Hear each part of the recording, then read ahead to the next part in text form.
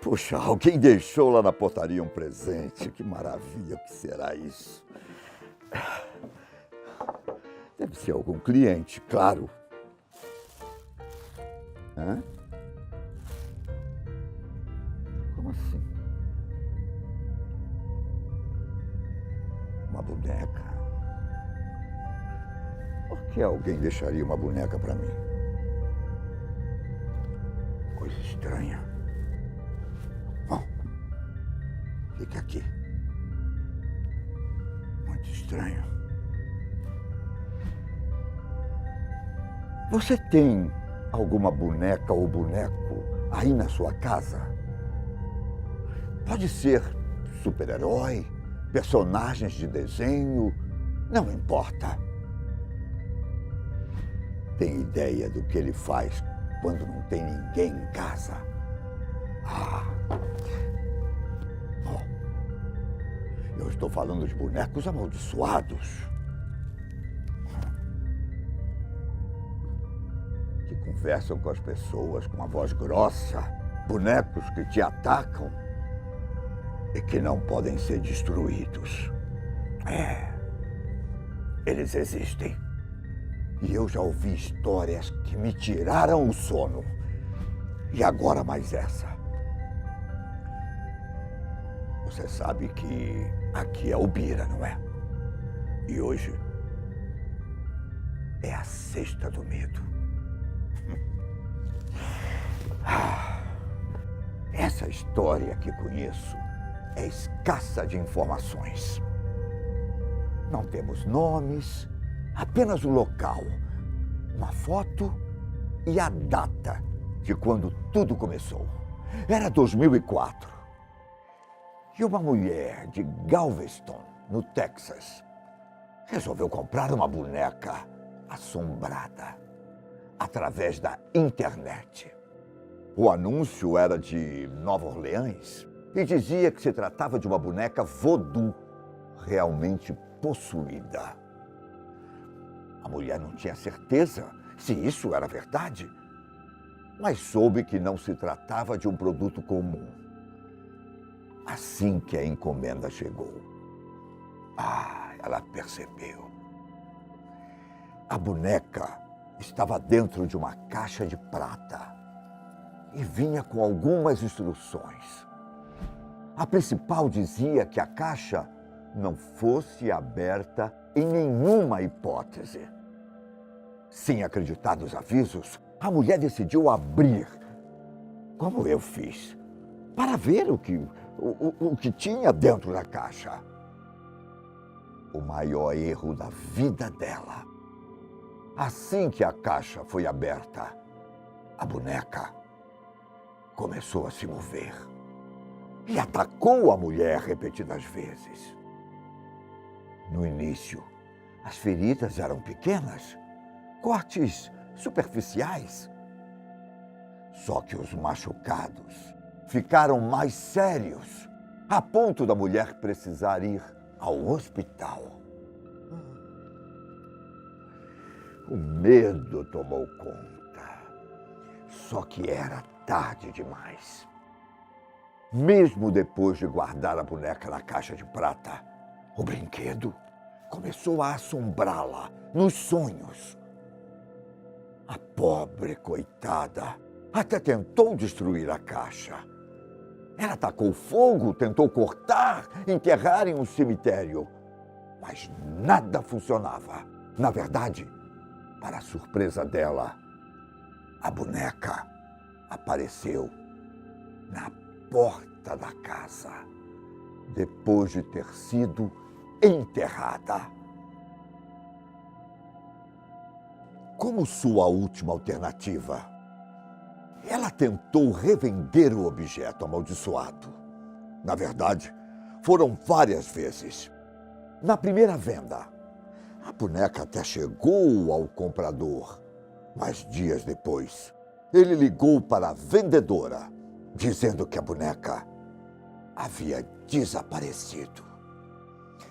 E sabe aonde ela foi encontrada na porta da mulher.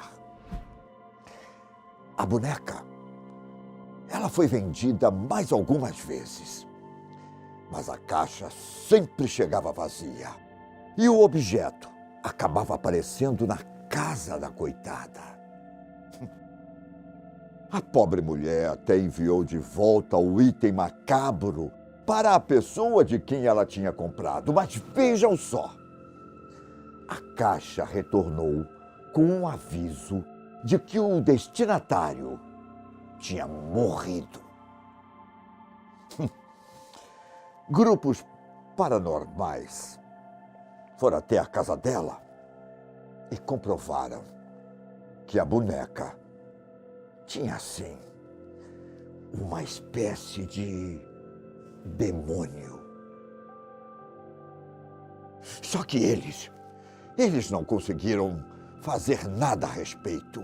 Há quem diga que um pesquisador de bonecos amaldiçoados está com a boneca.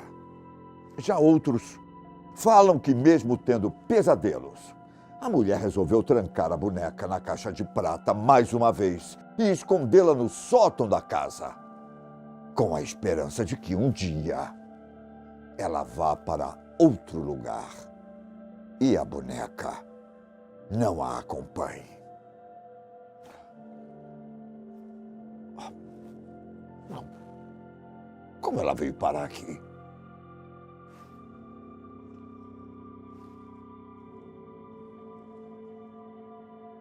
Bom,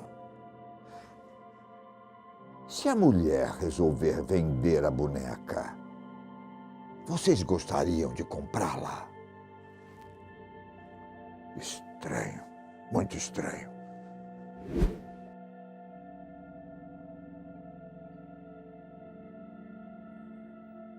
No início do século XX, Robert Eugene Otto, ou apenas Gene, era um garotinho de Key West, na Flórida, que ganhou de uma funcionária da casa um esquisito boneco de palha, vestido em uma roupa de marinheiro e com cerca de 1 metro de altura. O menino gostou tanto do presente que até o nomeou como Robert, seu próprio nome. Eles estavam sempre juntos. E em pouco tempo, coisas estranhas começaram a acontecer. Tanto a família quanto os empregados costumavam ouvir Gene conversando em seu quarto com o boneco.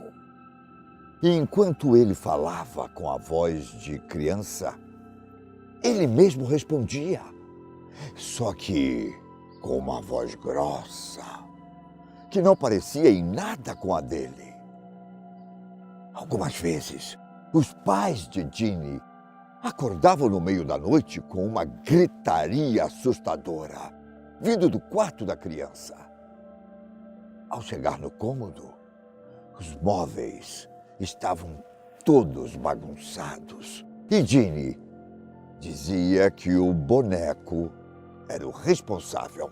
A família tinha lá suas dúvidas, mas afinal já tinham escutado o brinquedo rindo pela casa. O que eles não conseguiam explicar. Os vizinhos chegaram a dizer que quando a família viajava, o boneco aparecia nas janelas da casa, com feições bizarras no rosto. Com o tempo, o brinquedo foi para o sótão e só foi tirado de lá quando os pais de Gene morreram. E ele, que havia se tornado um artista, herdou a casa. Outros relatos ainda falam que a esposa de Gene ficou louca quando se mudou para casa e que o próprio artista teria encontrado seu fim ao lado do boneco. Fato é que a casa se tornou uma pousada e Robert, o boneco, foi doado para o Museu Fort East Martello, onde se tornou uma espécie de atração turística. A lenda atual é de que todo aquele que tirar uma foto do brinquedo sem pedir permissão antes, recebe uma terrível maldição. Há relatos de divórcios, machucados, acidentes de carro e até perdas de emprego.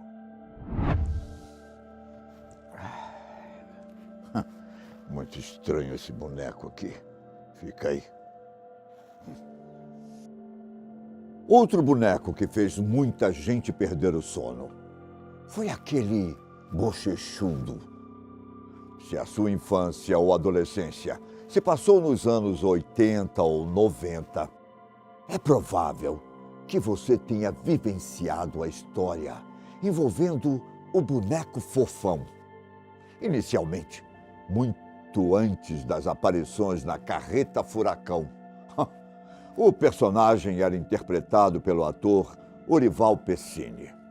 E não demorou muito para cair no gosto popular, quando surgiu no programa Balão Mágico. Tudo parecia normal. Só que, em um dia como o outro, parece que um dos bonecos quebrou bem na região do pescoço. A mãe da criança foi investigar e encontrou nada mais, nada menos do que um punhal conectado à cabeça.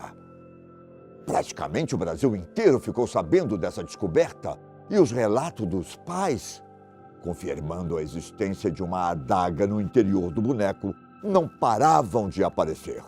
As histórias começaram a ficar um pouco mais sombrias e pessoas passaram a dizer que o boneco era maligno e que o tal punhal era usado pelo próprio brinquedo para fazer mal às crianças. Fato é que o medo de todos pelo boneco amaldiçoado fez com que muitas pessoas queimassem o brinquedo como forma de se livrarem da maldição. Tem pessoas que viveram na época da lenda e que até hoje têm pesadelos com o boneco.